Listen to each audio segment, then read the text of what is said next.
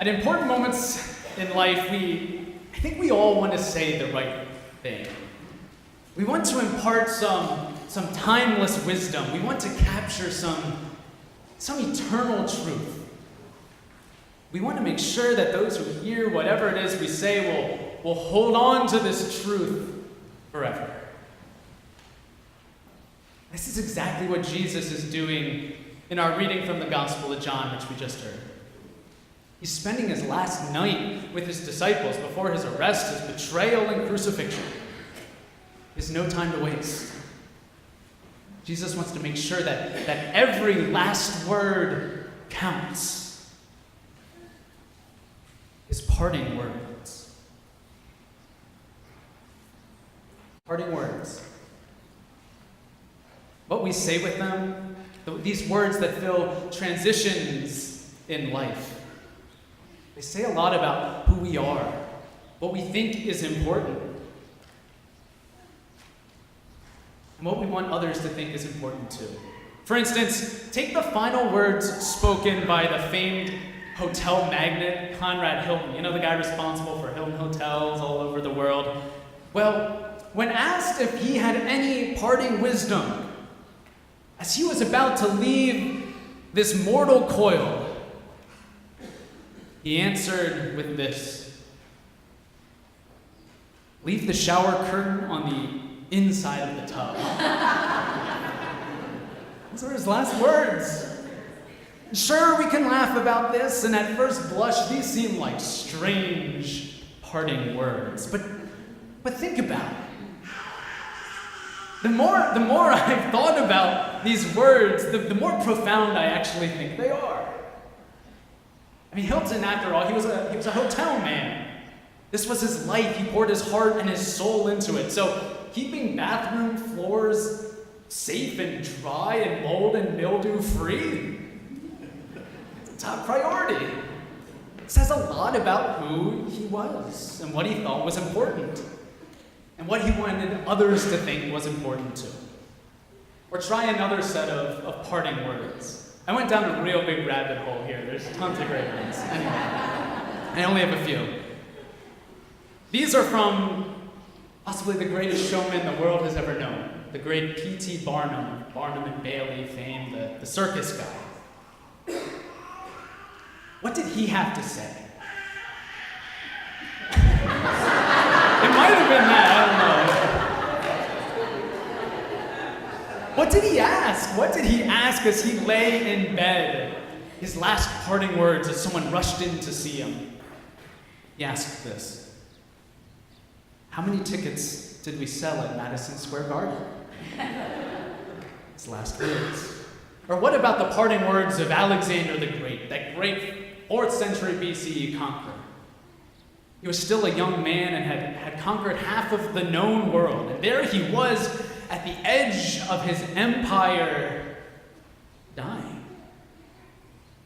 And when asked which of his generals would be the successor of his vast domain, Alexander only had breath for one word, a parting word, a word that defined who he was and how he lived, how he ruled, and how he wanted those who followed to rule as well.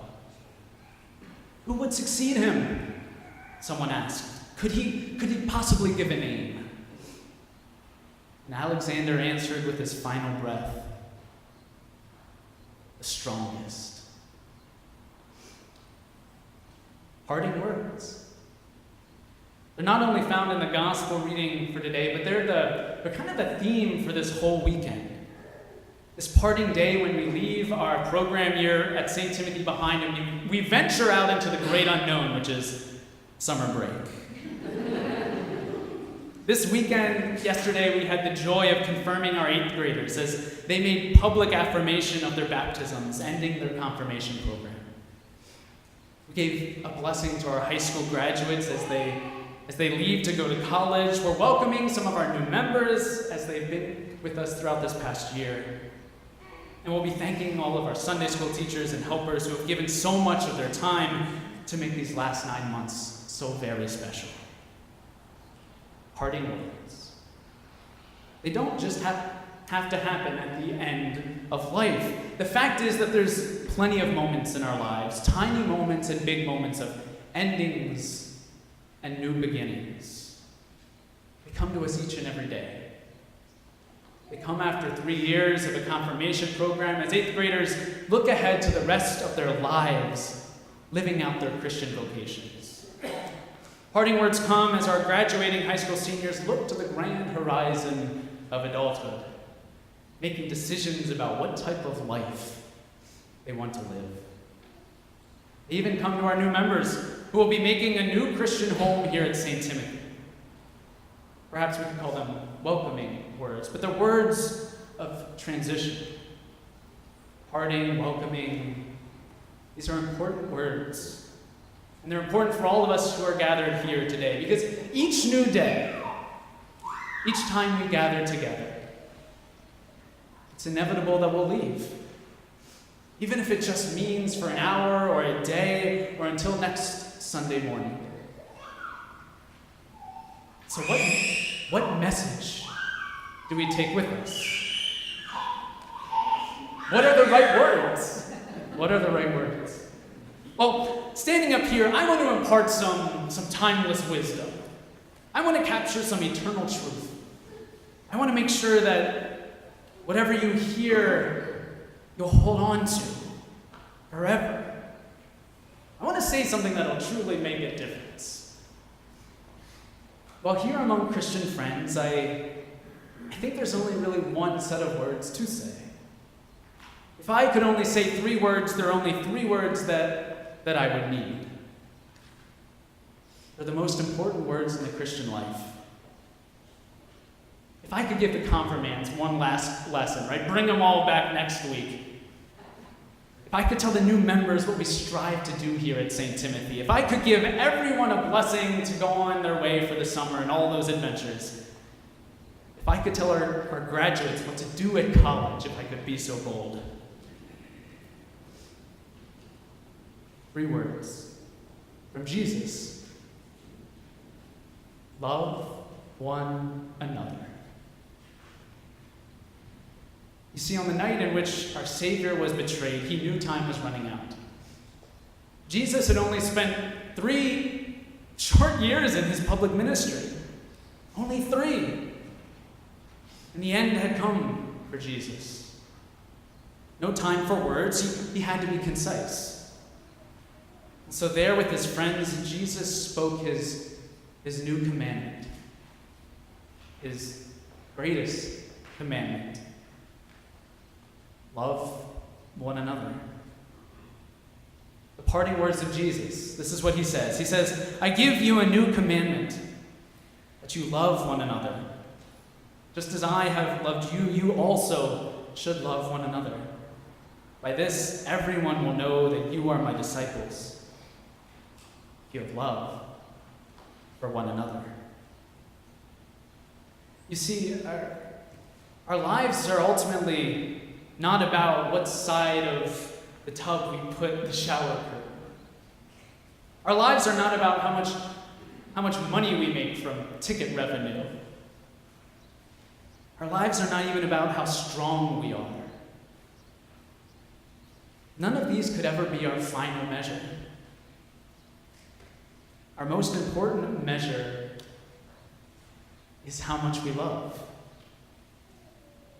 Even on a day like today, that seems to be so much about knowledge, about how much knowledge we acquired throughout the year. When we send off students to college, right, where they will learn. When we celebrate the completion of a 3-year course of confirmation study.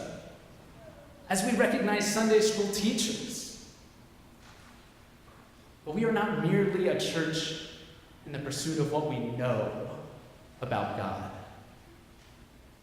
We are first and foremost a church in the pursuit of love, because as Jesus says, it is in acts of love that God is truly known, and we are known to belong to God. Parting words. Growing up, my family actually had a tradition around parting words.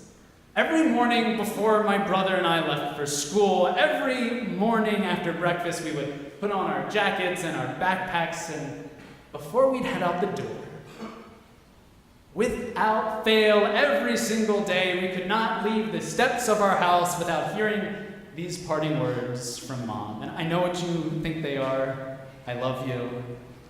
She said that, but she actually said different words too. 2 words every single day. Carpe diem. The Latin phrase, right? Seize the day. It's the carpe diem that made our family unique. To this very day, I cannot get off the phone with my mom without her ending just before I hang up with those words, carpe diem, as I hang up. Seize the day. Well, what's the last day of school or graduation without a little Latin, right? It's good for us.